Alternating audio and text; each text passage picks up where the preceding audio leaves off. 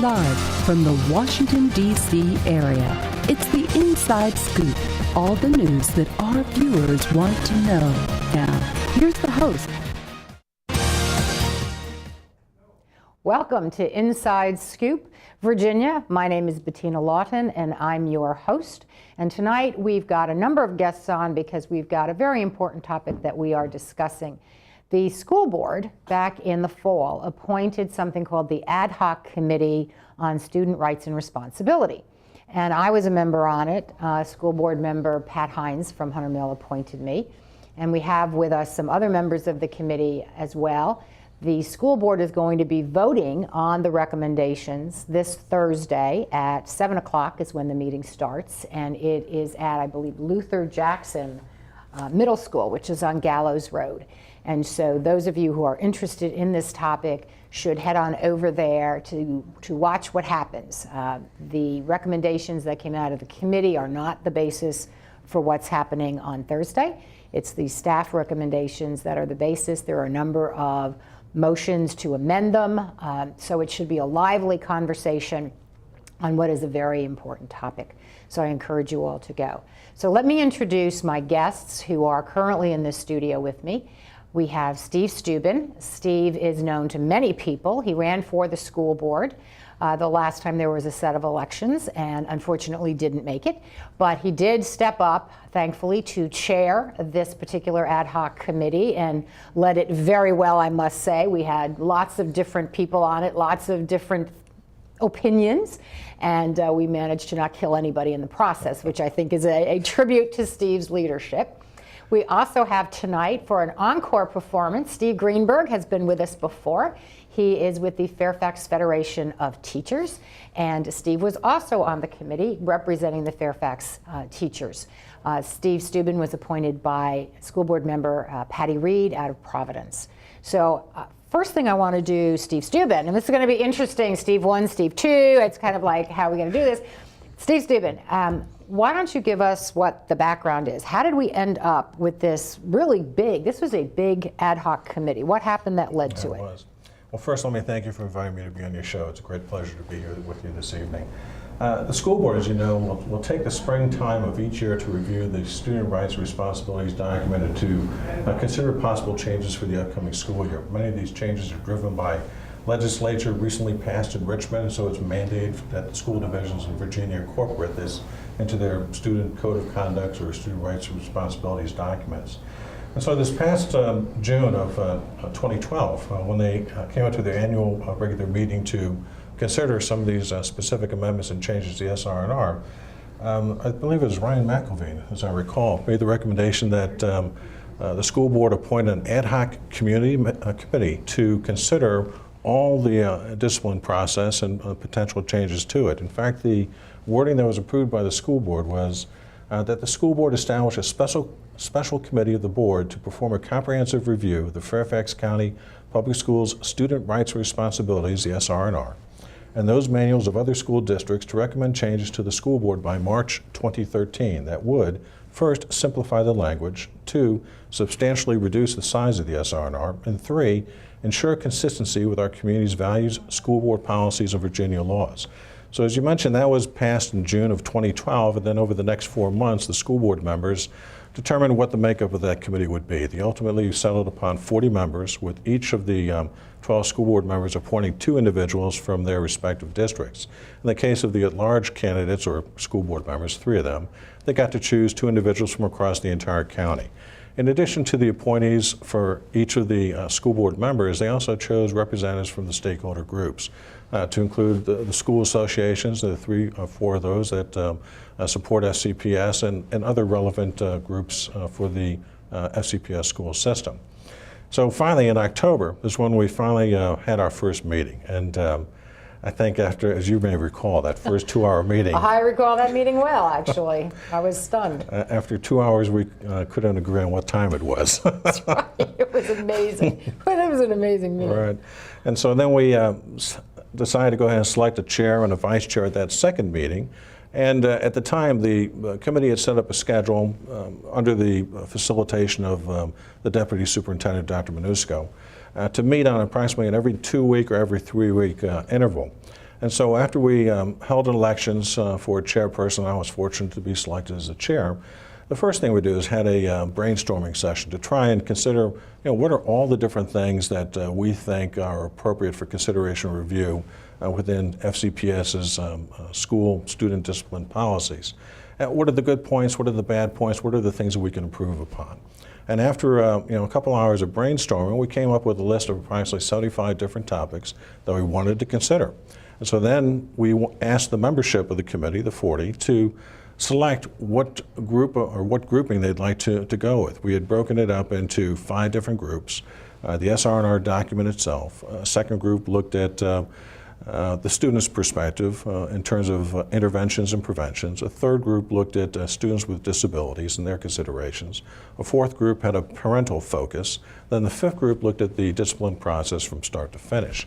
So once we had mapped each of the brainstormed issues to those respective groups, the members of the committee self-selected, thinking that if you've got a real passion or interest in a topic, you want to be on this particular working group that studies that. And once that self-selection was accomplished, we confirmed it with the membership, and then we accelerated the schedule. Instead of meeting every 2 to 3 weeks, we met every week, as you recall. Accelerating the schedule is an interesting concept, an interesting way of putting that. All of a sudden, we tripled what we thought we signed up for. Yeah. We went from meeting for an hour to an hour and a half to evenings that were 4 to 5 hours. And we did most of our work by the middle of February, as you recall, and then we held a number of community engagement sessions, or we termed them community dialogues, where we vetted some initial ideas with the community. Opened this up all the stakeholders. We held them at schools throughout the county. We held them in the evenings on weekdays. We held another session on a Saturday to make sure that everyone that wanted to had an opportunity to express their viewpoints on these things. And for those that couldn't attend personally, we opened up a mailbox with FCPS where they could email us their ideas. And if folks haven't looked at the website for the ad hoc committee, I encourage you to go there, because we've just added a complete summary of all the comments we received from the community. We also listed all the specific comments that were recorded in each of those community dialogues, and then we also put in all the emails. So you can see the breadth of commentary that we received from the community and how it really shaped the 52 recommendations that the committee came up with. All the stakeholders, backed the majority recommendations that we came up with. And so after we completed the community dialogue sessions, got a real sense of where the stakeholders were on all these different topics, we presented 52 recommendations for the school board's consideration. I think there's a couple big points to remember in terms of this committee. First is that every stakeholder group was represented. We even had students, 2 students that were appointed to this committee. Parents who are on it, teachers are on it, principals were on it. Every stakeholder group was on there. And once a recommendation was brought to the committee's consideration, if it didn't receive a majority support of that committee, it wasn't advanced to the school board for their consideration. We provided them for informational purposes, but it wasn't a committee-endorsed recommendation. And so we ended up with 52 total recommendations, again, supported by the majority. We did a presentation to the school board in, I believe it was a 20 March working session that they had. So we met their charter of completing this by March of 2013. But as you know, we really just scratched the surface. This topic is so broad, so deep. There's so many factors that play into this that we did the best we could with thousands of hours of effort by volunteers who really stepped up to participate in this. I think it was amazing the amount of effort that went into this. And there were a lot of people who had a lot of expertise in given areas. I do remember when we first started talking about this committee being formed, the school board received from the school system a list that said, here's who's going to be on the committee, and surprisingly enough, the only people on the committee were from the school system. Right. And I remember making comments to various folk that said, if the school system was in favor of these changes, we wouldn't need a committee for this. We need to broaden this. And so I was very pleased to see, even though it made the committee really big, that each of the school board members appointed their 2 people.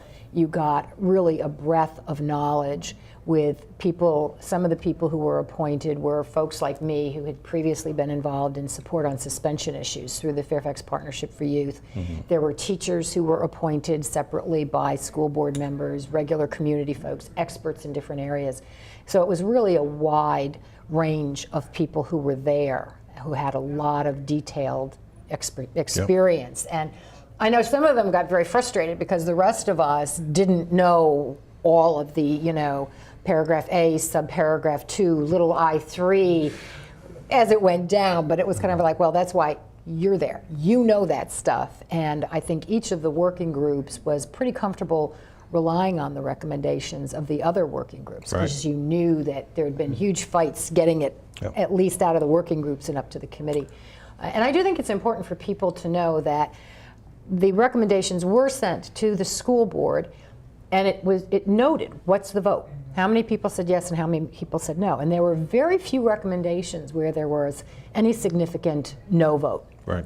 There were some, and we're going to talk about one of them, my favorite recommendation tonight, that had a lot of no votes on it, and it's still very controversial and is going to be part of the big discussion on Thursday night. But it was really quite the process, and it really was, frankly, and I do want to say this publicly, a tribute to you that the committee managed to stay together and actually get done, and get done on time, because that was a massive charge to get done. And the part that I think really gave people the flexibility, but also expanded our scope, was the last part of that said we need to ensure consistency with community values. Right. And that's something that really gave us the notion that we needed to go out and have the community dialogues. It isn't what does Virginia law require or what do regulations require. It's we're Fairfax.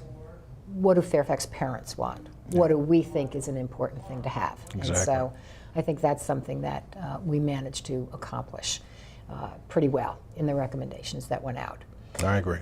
So we shall see. Now, I did want to, and we may end up going to break before we get all the way through this, but prior to, because Steve Steuben had mentioned that the school board typically will look at what legislation got passed. And one of the big issues that's still on the table is parental notification.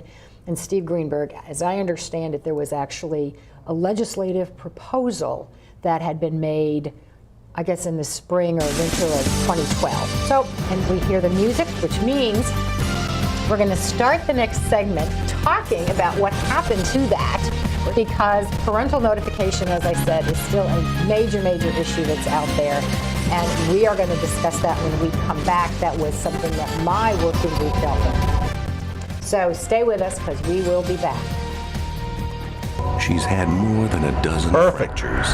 That was perfect. And in the next few years, she faces 2 major surgeries to strengthen her fragile bones. She's only 10 years old. Most people don't worry about fragile bones until late in life.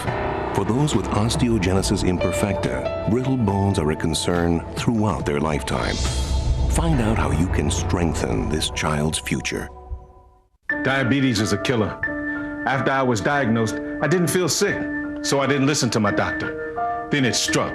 I had a heart attack, then a stroke, and I was only 49. Most people with diabetes also have high blood pressure and cholesterol, which can cause severe heart damage. In fact, 2 out of 3 people with diabetes die from heart disease or stroke. Don't let diabetes destroy your life. Call for your free diabetes survival guide. Choose to live.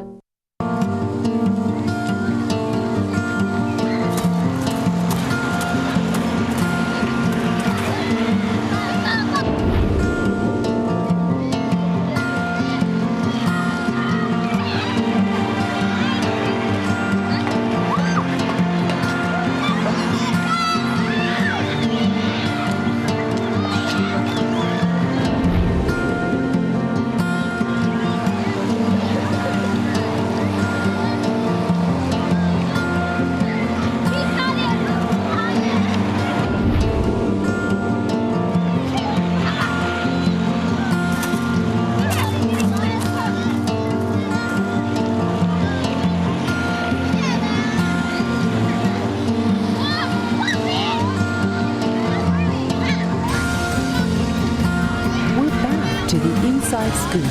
Here again, your host. Welcome back. I'm Bettina Lawton, and this is Inside Scoop Virginia, and we are talking about the Fairfax County Student Rights and Responsibility. As I said at the top of the hour, we are having a board meeting, a school board meeting on Thursday night, where they're going to vote in the changes or change the changes or whatever. So do go. It starts at 7 o'clock at Luther Jackson Middle School, which is on Gallows Road in the Merrifield area.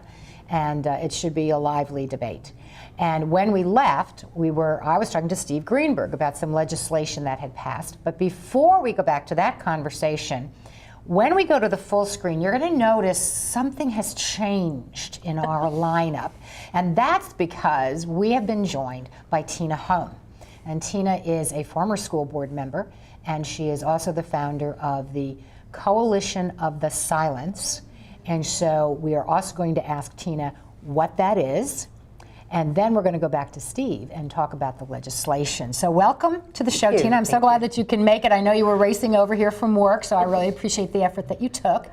Tell us what the Coalition of the Silence is. Yeah, well, first, thank you for including us, and thank you for everything all of you did on the SR&R committee. That was some grueling and long work, and greatly appreciated by many of us in the community. The Coalition of the Silence was founded after I decided to not run for school board. I decided not to run for school board because I realized that I was more effective as an advocate than I was as a school board member. And while I served on the school board, what became very clear to me was that too often decisions were made without hearing from communities that make up about 33% of our school population. That is the Latino community, which is 22% of our student population, and the African American community, which is 10% of our population. And although we would often say, well, we must listen to the silence, which is actually a term coined by Bob Fry, who's one of my dear friends, I would notice that the silence that many of the board members would hear, the voices they would hear, would be a little bit different than the voices I would hear. My mother's African American. I grew up in the black community. My father is an immigrant. I grew up hearing, I guess, some different voices, and so I decided to found the Coalition of the Silence so that we could speak up on important issues and bring forward perspectives that were relevant to the black and Latino community in this county, including discipline reform. Well, good. Well, welcome, and we've got some good hot topics we're going to be talking about. We're just finishing up because there was an attempt, and as I said in the first segment, one of my big priorities was the issue about parental notification. And there had been legislation on that, and it didn't go through. So Steve, tell us what that was all about, because the teachers were in favor of that, right? Well, I'll take even one step back further. I think anyone who's been in education for any substantial amount of time realizes things kind of go in full circle. And so probably 10, 15 years ago, there was a real big push towards what we would call zero tolerance in schools, where we don't allow any misbehavior, and if it occurs, we're going to deal with it very strictly and assertively right away. It got carried probably a little too far, which is the reaction of the community. We see this even with teachers in the school system and the culture of the school system and how you deal with people, their behaviors, the way that you want them to act. So the culmination of this is last year, our organization, but it was led mostly by Delegate Kay Corey, Delegate Tim Hugo, Fairfax Zero Tolerance Reform, a lot of other community advocacy groups for parents and kids, and they went to Richmond and they tried to get the General Assembly to pass a bill that in essence deals with the parental notification issues that we're talking about here locally now. And there's probably a lot of different perspectives on what happened with that. In fact, I think I'm going to feed you right back and ask you what you thought happened with it.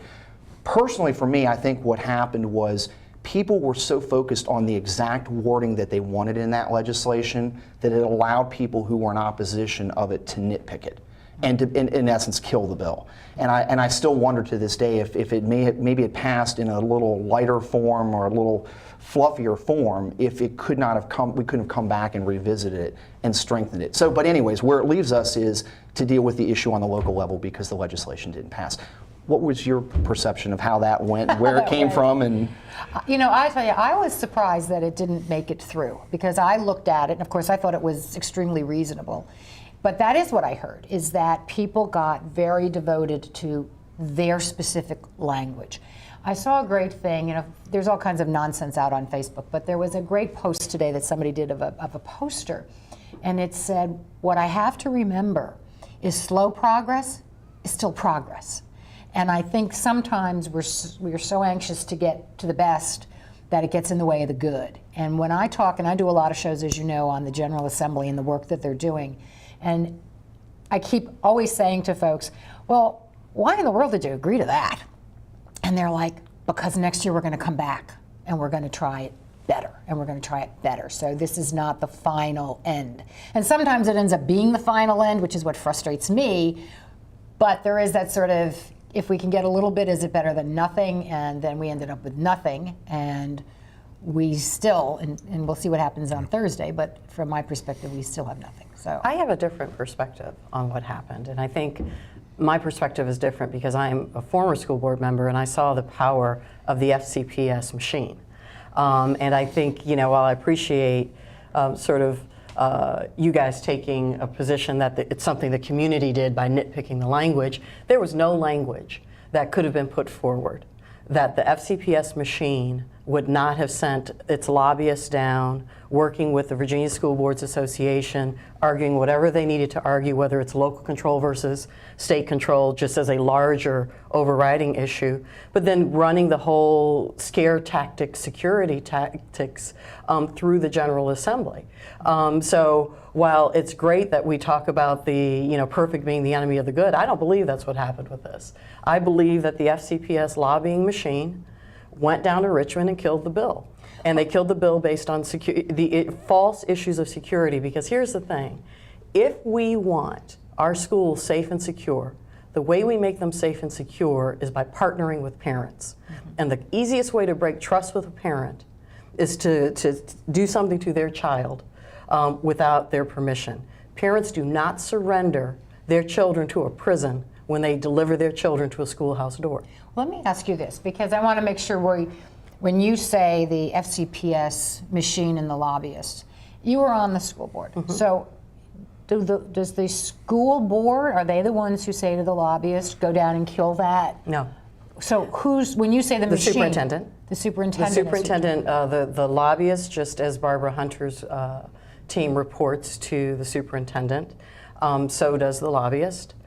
There is a general permission that is in school board policy that says we will work affirmatively to defeat any legislation that takes away local control. Could be on any topic. Mm-hmm. But with that general permission, you can drive a Mack truck down sort of any provision that looks as if that you can pretend the state is trying to take control over a situation that should be local in intent. So that school board policy is the umbrella under which our lobbyists worked without ever having to come back to the board for specific permission on anything. Most board members didn't know that our lobbyist was down there working against the bill. Wow, that's kind of scary. I mean, I always think, and this is sort of the total naivete in a certain sense, although people who know me would say naivete, Bettina, not so much. But is this notion that the superintendent works for the school board, and that so therefore the superintendent had the permission. Again, there is a policy that says if this is if there's a piece of legislation that is interfering with local control, again, doesn't matter what the topic is. I'm working on some digital divide legislation right now. I know that it's going to be objected to under this general local control rubric. I think one of the things the school system and the school board needs to think about is more carefully tailoring that general permission and that general authority that has been given to the superintendent and that the superintendent then extends to his lobbyist. The superintendent wasn't acting outside of his authority. He absolutely had the authority to go down, to order his lobbyists to defeat a bill that took away local control. Again, it could have been on anything, chocolate milk, it could have been on anything. Right. But in this case, it was on parental notification, and I think the wake-up call, if I were still on the school board, I'd be looking at that policy and making sure that our lobbyists no longer had that general sort of green light. Well, one of the things, and I was on the discipline process working group, and when we started meeting, we went ahead and I raised the issue of parental notification and got shouted down that we weren't going to deal with that. And we saved it to the end because it was such an elephant in the room that it was like, let's do what we can do and we'll deal with that. And then we actually, our own little subgroup, had a bunch of extra meetings, wholly apart from the main committee days, in order to get it done, because we were determined we were going to put a recommendation out on that topic. And it didn't get adopted, which is one of the things that I look at. And one of the things that I heard at from one of the school board members say was that parental notification is not an issue for the parents. It's not an issue the community cares about. To which I replied, the parents don't know. Exactly. The parents think that if your child gets into trouble at school, that you will be called before anything happens. And so the reason they may not raise it in general conversation when you say, what are your issues? They're going to talk about something else because they don't realize it. And then, as I have said to somebody who got very offended when I said this, I might add, by the time the parents realize it, your child has been labeled bad, a troublemaker, a problem, a whatever, and therefore the concerns can be dismissed because we have to take care of the bigger group. I think it's important to know that only 1% of students in Fairfax County actually confront the discipline process. Right. And so most people don't deal with this part of Fairfax County. I would say that if it's not a big deal, which is, I've heard that when I was on the school board, and I've heard it since I've been off the school board, if it's not a big deal, then it shouldn't have been a big deal to put at the end of the SR&R specific language that says, parents, you have the right, you need to know that if something happens at school, we're going to question your child without your permission. We'd see then, when every parent got that SR&R and read that, we'd see how much of an issue it was or wasn't. But as I understand it, when we tried to put that language in, it didn't get accepted into the revisions to the SR&R.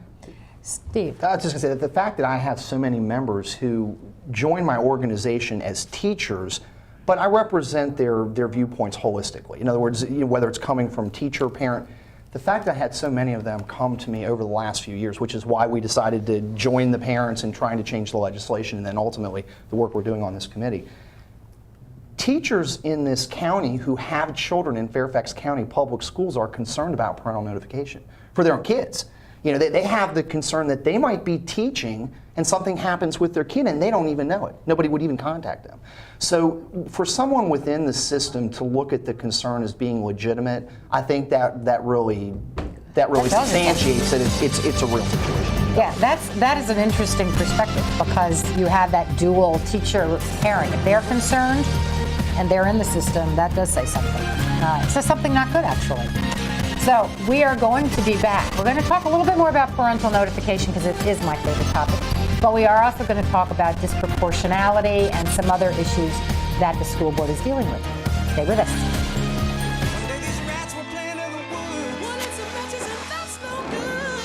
Listen to smoke before you give it a try. Only you. Don't play with matches.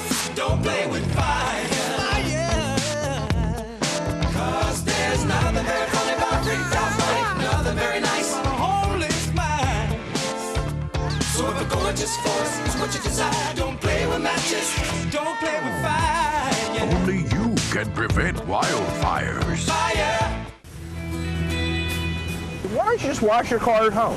When I wash my car, everything runs down the street and down into the storm drains. With all the chemicals in the soaps and waxes, the last thing I want to do is poison my own drinking water. At least here, it's all contained and recycled on site. That's why I also take my car in for oil changes instead of doing it myself. I might take a chance on spilling stuff. You know what the best part is? What? More time to kick back and watch the game. How far would you go to protect the planet? I want you to build an ark. Here we go. Okay, that's good. Oh, okay. Ow! Maybe there's another way. People, the flood is imminent! Is it too much to ask for a little precipitation? Go to fightglobalwarming.com to find out what you and your community can do to reduce global warming pollution.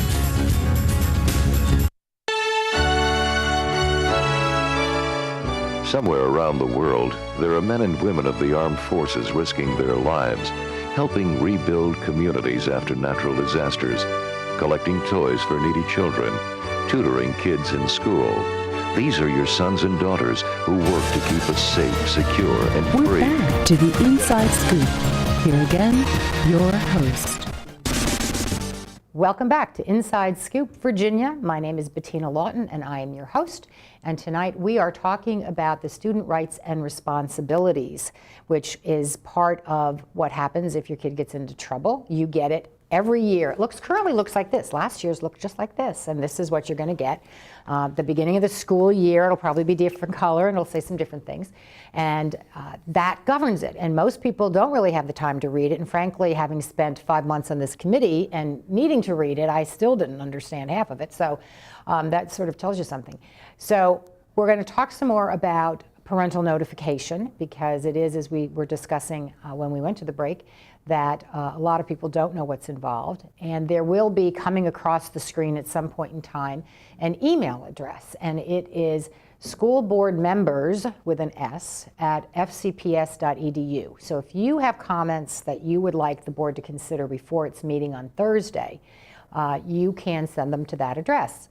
And you can go to the fcps.edu website and click on, I think it says like school board or something, and go down, find the agenda for Thursday, because the actual language of the SR&R that they're going to be voting on, including some of the motions to amend it, are found there, and you can take a look at it. So take a look at that, and that's what we're talking about. So I do want to go back to the student rights and responsibilities and the issue about parental notification, because we spent a lot of time on that, and we came up with a proposal. And actually, school board member Sandy Evans has a motion to amend the main motion here to put back in hours, with an exception that said, the last paragraph of ours said, if you can't get a hold of a parent, the school system has to come up with some kind of an advocate, which was our attempt to try and even that playing field out. But ours said things like, you have to notify parents before you question their children. And as we were talking before the break, many parents think that that's already the rule, and it's not. It also said, and this I didn't realize people did, is that school administrators would ask children to write and sign statements. And this is without anybody talking to the kid about what really happened. Is this really your personal knowledge? Are you really, is this your male teenage hormones, bravado coming through, so you have what you're saying isn't really the reality?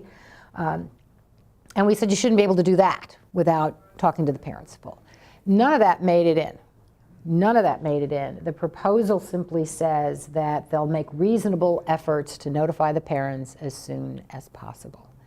And it's really, to me, that's like incredibly wishy-washy. They're still going to question your kids.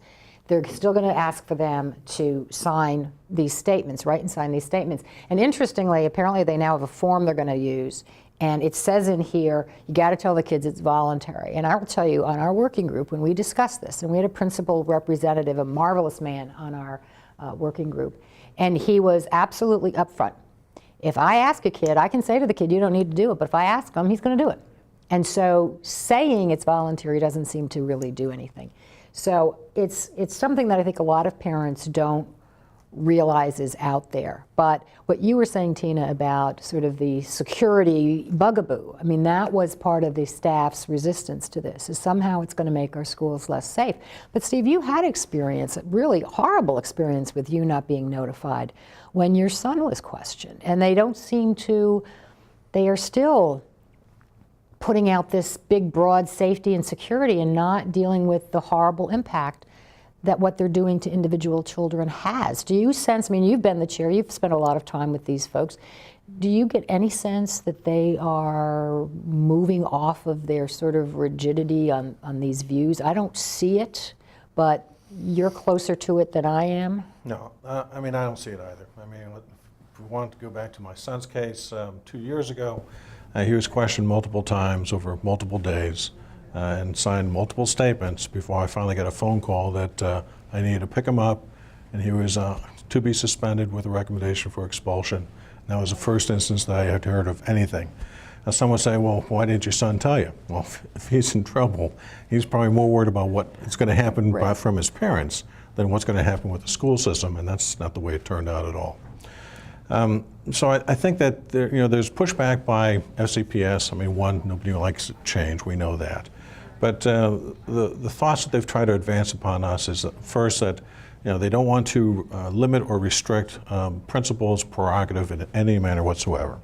And the second point is they raise that concern that you're putting the rest of the school at risk. No, we're not. You know, we're saying that if you suspect a student of having committed some type of infraction, pull them off to the side. But before you go into the detailed questioning or soliciting that the student prepare a written statement, you contact the parent. You make positive contact with those parents or guardians and have their permission to continue from that point forward.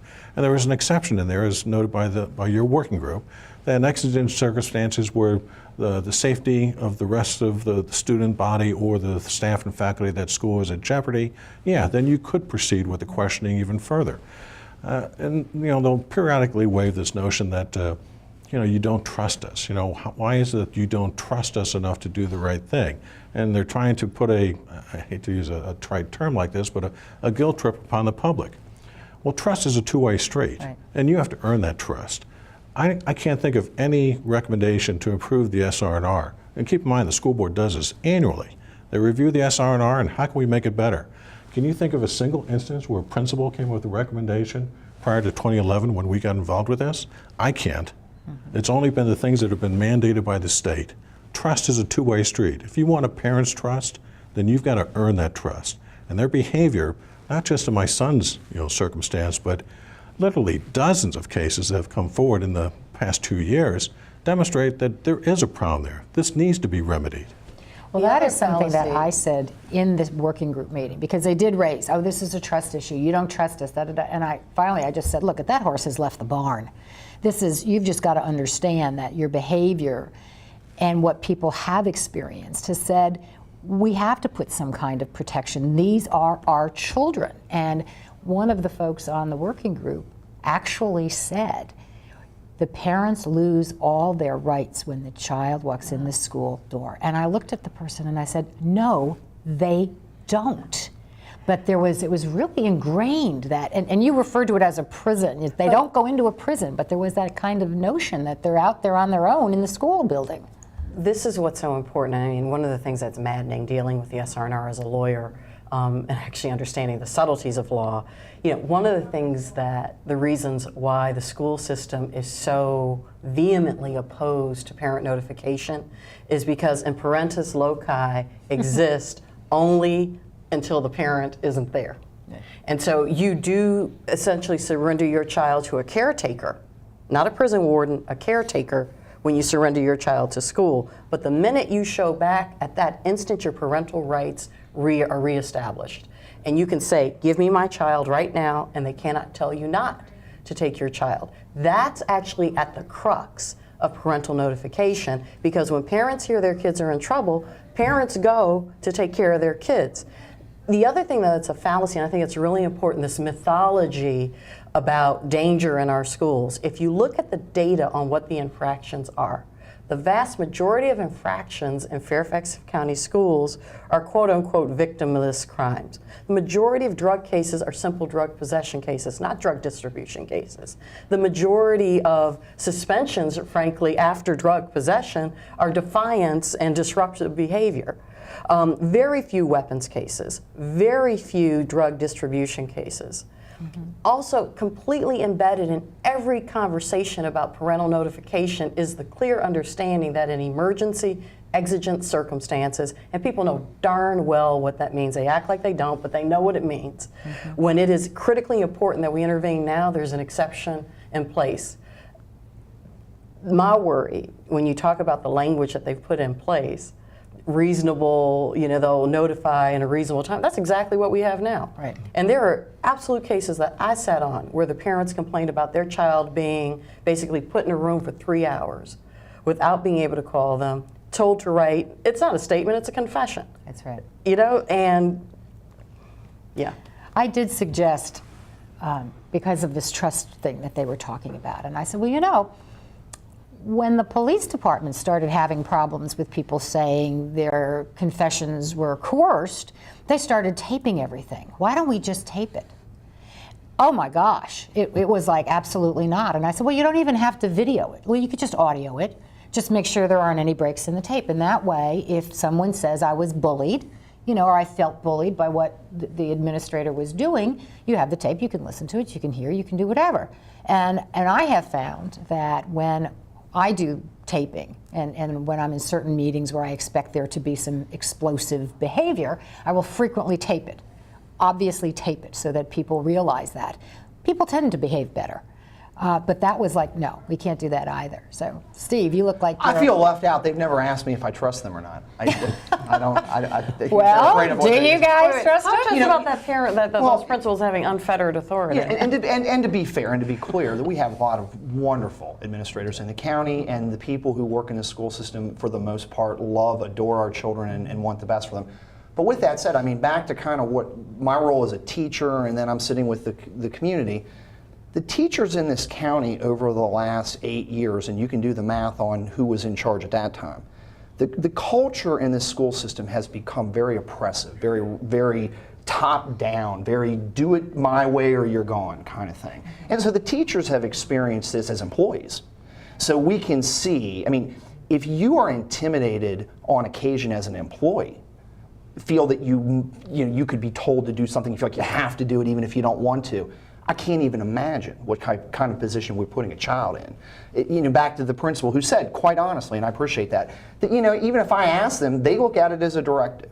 So, I think that I'm hoping that Dr. Garza will help us to improve the culture, and that can be a byproduct of all this work. But in the short term, those protections for those kids really do need to be there, not because of the majority of the time, but one time is too many. Okay, that's it. And I've got people sitting here who will tell you that one time is unacceptable. It's interesting because I have a lot of hope for Dr. Garza, and one of the things I hope we have a chance to talk to is also the issue of disproportionality. Because one of the things that the Coalition of the Silence was very clear on when we were asked about what our ideal superintendent would look like, it was someone who had a demonstrated track record of working in a diverse school system, and diverse in terms not just of race and ethnicity, but also socioeconomic diversity. And between her experience in Houston and her experience in Lubbock, I am hopeful that she will be looking at this disproportionality issue, which is staggering, with a different set of lenses. This issue of bad kids that you all talked about, kids being labeled bad. Black and Latino kids walk in the door labeled bad. And exactly, we are going to talk about that when we come back, because that is exactly what I wanted to get to. It is a really troubling issue. I've got some charts and statistics that were done by school as to what the suspension and the expulsion rates are. And it's really very dramatic. Depending on the school, you have huge chances of having your kid in trouble. So stay with us. We're going to talk about it when we get back. I need a job. Necesito trabajo. I would like to speak English better. Me gustaría hablar inglés mejor. I want to be a U.S. citizen. Quisiera ser ciudadano de los Estados Unidos. For over 35 years, Por más de 35 años, the Hispanic Committee of Virginia has been serving our community. el Comité Hispano de Virginia ha estado sirviendo a nuestra comunidad. Job training and placement, Capacitación, ayuda para conseguir trabajo, education for children and adults, educación para niños y adultos, immigration, naturalization, and medical referrals. ayuda para los procesos de inmigración y naturalización y orientación sobre médicos Are a small part of what we do. son solo una pequeña parte de lo que hacemos. For help, information, or to volunteer, Para ayuda, información o para ofrecerse como voluntario, contact the Hispanic Committee of Virginia, comuníquese con el Comité Hispano de Virginia, helping everyone participate more fully in American society. ayudando a todos a participar plenamente en la sociedad norteamericana.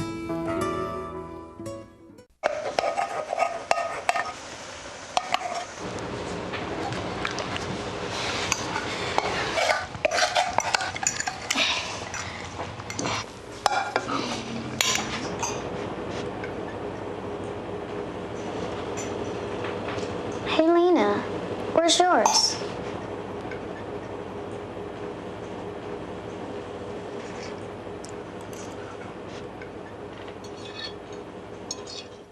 Would you notice if you were missing half your kidney function? According to the National Kidney Foundation, 20 million people have chronic kidney disease, and 20 million more may be at risk and not even know it. Anyone with high blood pressure, diabetes, or family history of chronic kidney disease is at risk. Early diagnosis is vitally important. To get the whole story, talk to your doctor and visit the National Kidney Foundation at kidney.org or call for a free brochure. Your host. I'm Bettina Lawton, the host of Inside Scoop Virginia. We are talking about student rights and responsibility with Steve Greenberg, Tina Hone, and Steve Steuben. And we are moving into the disproportionality segment of the show because there is huge disproportionality in Fairfax County. One of the disproportionalities, and we may touch on it just broadly because it's a very difficult subject, involves disabled children. The statistics on that are shocking. Almost 40% of the children who get suspended or expelled are actually disabled. And the whole question comes up, there's all kinds of federal laws involved and all kinds of things like that, which is why we're only touching on it very lightly, because you can really get into the weeds on that. But it is a huge issue, and there was a separate working group that dealt with that. But the other issue that affects everybody, every school, all across the county, involves disproportionality based on race, and specifically Latinos and blacks. And there were some statistics, and on the SR&R committee site that Steve Steuben mentioned earlier, there are charts on this stuff. And one of the things that I wanted to put out, just to sort of highlight for you the disproportionality issue, is, of course, it probably surprises no one that the lowest amount of suspension and expulsion comes from Thomas Jefferson. It's a magnet school. It's not really reflective of the county. That's a whole other show. But the highest suspension rate in the county comes out of Mount Vernon High School. If your child is in Mount Vernon High School, you have a 38% suspension rate in Mount Vernon High School. It is outrageous. I mean, that is enormous. Versus the lowest, which is West Springfield High School, which is a 1.84% likelihood. And I looked at it and I said, well, what could possibly be the difference? And there are lots of them, and I want Tina, you specifically to talk about this. But one of the things that I noticed, Mount Vernon, according to statistics from 2010, has a white percentage of students of about 25% versus West Springfield with the lowest suspension rate, where you have 61% of them are white students. So, and I don't do this whole big complex statistical analysis stuff. I look at the chart and I say, wow, what are the differences here? And when I look at the percentage of suspended students and I back it up and look at white percentages, but then I had to go deeper because they have also Asian percentages here. And it seemed to me, and tell me if I'm wrong, but it seemed to me if you have high white population or a high white combined with Asian population, your suspension percentages are in the lower to mid-range. That once you moved into a majority-minority defined as Black and Hispanic schools, you suddenly see suspension rates going way up. Am I reading this right? Am I just misconstruing everything? So 3 points. First, I appreciated your sort of shorthand on the students with disabilities issue. And there are weeds there, but you cannot talk about disproportionality without keeping the issue of students with disabilities on the table. Mm-hmm. And that is because within the 40%, 71% of those students are Black or Latino. And so the disability status is actually an aggravating factor, I would argue. Okay. And so these students who are Black or Latino, and they may, and again, you also have to remember, the second highest disciplinary infraction in Fairfax County is defiance/disruptive behavior. Okay, what is defiance? Because I would not have gotten out of high school if defiance was a standard for me. I just wouldn't have made it. Yeah, I find defiance one of the, you and me both. I mean, I find defiance to be one of the scariest, actually, of the soft discipline infractions, because one man's defiance is another man's leadership. One person's, defiance is another person's courage. And so, I know it when I see it, when we're in a school system where the staff doesn't reflect the diversity of the student body, where they don't receive any formal training in cultural diversity training or diversity and inclusion training.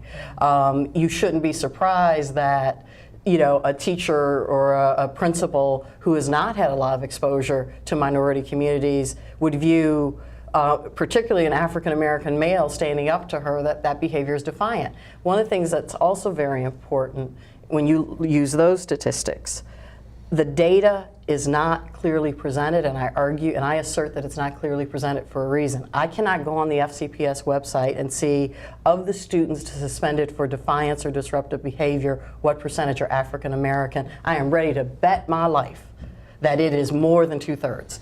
And you will, and I also think on simple drug possession, I'm ready to bet my life it's majority white or Asian kids because it costs money to have drugs possession. And so if you're poor, you don't have money. And so there is so the data you presented is interesting. I don't think that that's the most reliable data. I think the data that I was looking at was data that showed of the 1%, and that was on the website, of the 1% suspended or expelled, you see only 0.2% were white, only 0.1% Asian, 0.5% Hispanic, 0.9% black. When you see it as a chart, you see much more dramatically what that means. But I don't think it's accidental that it's so difficult to unwind the race, ethnicity versus the type of disruptive behavior or the type of disciplinary infraction that there is. I'm also going to say this, and I get in trouble about this. Nardis King is the principal at Mount Vernon High School. Nardis King is one of my favorite principals. And she gets excoriated and she gets picked on. There is no teacher who actually loves her students. Of the principals that I have met, when you hear her talk about the students in her school, she is the principal of probably the most urban high school in Fairfax County. It is the poorest and it has the highest percentage of African American kids. And she does not get the resources she needs. She doesn't have a PTA that gives her a lot of money.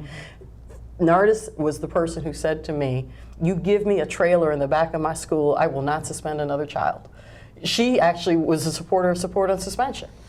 She wants to figure out a way to deal with the disruptive behaviors that are happening in our schools, because I'm not one to say that stuff doesn't happen in our schools. You know, kids are poor, kids come from family backgrounds that are very highly stressed, and then they show up to school and they act out. And you have to figure out a way to deal with that. But you have to figure out a way to deal with that that doesn't deny the child an educational opportunity. And unfortunately, because support on suspension, which got unanimous support on that committee, isn't being discussed anywhere. You don't have support on suspension. You have disruptive behaviors in some of the schools. Principals who do feel like they have to figure out a way to stabilize the room, but they don't have a choice other than to suspend, at which point those kids don't get academic support. A homework packet is not the way that you learn new material. And the cycle begins, because a kid, as Cherie Brown Kaplan always said this to me, a kid would rather be the bad kid than the dumb kid. And when you come back from school and you've been out and you're behind, you're just going to act up again because you don't want to be the dumb kid. And we don't create a situation where kids who do get in trouble, and frankly some of them do need to be suspended or excluded from the classroom, that they're getting the resources that they need so that they can seamlessly come back into the school system empowered and ready to learn and be productive. Well, one of the things that got passed, and I think Steve Greenberg, you know about this PBIS stuff, this progressive positive behavior reinforcement, progressive discipline. The progressive disciplines idea did get into the revised SRNR. How does that, is that partly going to help some of this, not having so many suspensions with the Black and Latino kids, or is it not strong enough? What do you think? It can't hurt. I mean, I think I would defer back to Tina. I mean, it's something that the positive behavior approach is something that a lot of schools in the county had already put in place, but it wasn't something that was uniform everywhere. And as far as I know, maybe the places where it was needed the most, it wasn't at. But it involves a three-tier approach where you have a curriculum that is focused in on preparing kids, not only understanding what the rules are and that kind of stuff, but how to deal with social situations, emotional situations, that kind of thing. If the kid needs additional support, then there's a small group that they can go into in the second level, and then they have their own individual plan if they even need that in the third level. And then the part that's supported by the classroom teacher is called the responsive classroom, and it's got 10 so different things, everything from how to work with families to how to identify how to work with those types of kids and provide them with the supports that they need. So it can only help. I don't think that's the panacea to fix the whole problem, but it's a good start, and I would certainly be curious as to what Steve or Tina thinks is in regards to that.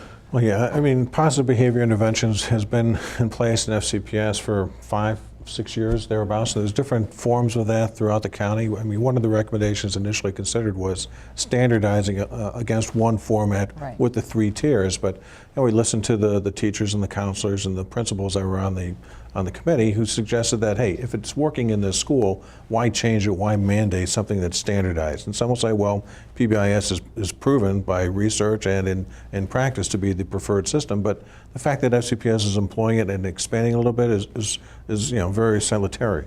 But this is just one whole piece of it. I mean, there's so many components to this, as we saw in the committee. It isn't just rewrite the document. What's everything else that plays into it? What are the concerns of every one of the stakeholders? And you got to address all those concerns and get them working together, not just defaulting to a school solution and that's it. Well, I do recall we had a presentation where apparently they're actually trying to track those schools that have PBIS in it and get the kind of data that would say this works, this is better, this is whatever. So I thought that was encouraging, although they had just started, which I was kind of like, well, gee, if it's been around that long, why are you just starting? But hey, slow progress is progress. So. But you could have the label that you're doing it, but it doesn't mean that you're doing it in a bona fide way. And I do believe that, sadly, sometime after the tragedy that befell your family, Steve, they started to take some of these things more seriously. And so you will see, if you look at the charts on discipline from 2007, 8, 9, you do start to see sharp drops. And I do actually believe that's because of positive behavior interventions that are put in. But one of the other things that's happened is, the whole restorative justice issue, which is a key part of positive behavior interventions. As Fairfax County is always able to do, we're putting the Fairfax County spin on what restorative justice processes are supposed to look like, and it's actually no longer restorative justice because it has to be restorative justice has to be in the place where the infraction took place. And so if I did something to harm you, under the restorative justice rubric, I have to talk to the people I harmed, and I have to figure out a way to return to the community and fix the harm. But you, by definition, have to stay within the community. Fairfax County is looking at a way to pull kids out and teach. Keep them out. Yeah, which it takes you out of that community. But while you're out, you're talking about restorative justice. While you're out, it's not restorative justice anymore. So it doesn't really work. And I do wonder, and we've only got a couple of seconds left, with the funding of all of this all sounds like you need money to do this type of stuff. It seems easier to just throw somebody out of the system than it is to do restorative justice and PBIS and all that other kind of stuff. Where you need social workers and But it isn't, because in the long term, the cost to the county of throwing a child away is enormous. Well, on that, we are going to leave. I want to remind you, this Thursday, 7 o'clock in the evening at Luther Jackson Middle School on Gallows Road is when the school board will be considering the changes to the student rights and responsibilities. Please go, voice your opinions, and see what happens.